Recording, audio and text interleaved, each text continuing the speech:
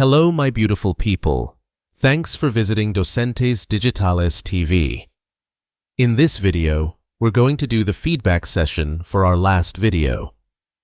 If you're here for the first time, I recommend watching the previous video where we talked about the special relationship between the US and South Korea. Now, let's test what you've learned.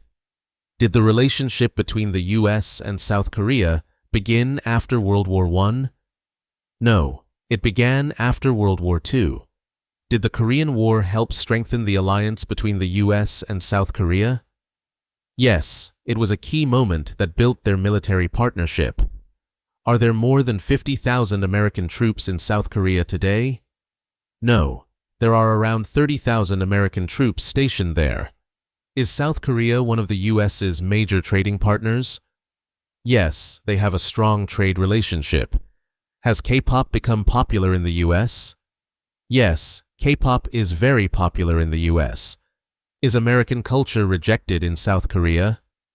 No, American culture is widely embraced in South Korea. Do both countries support democratic values and human rights? Yes, they share similar democratic principles. Has the US ever fought a war against South Korea? No, the US has been an ally of South Korea, not an enemy.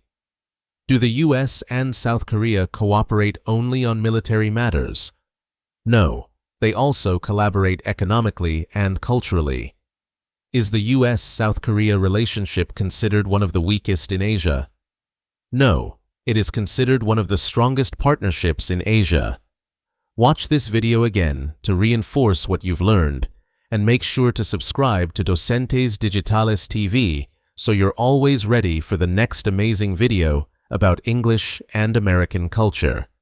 See you in the next adventure.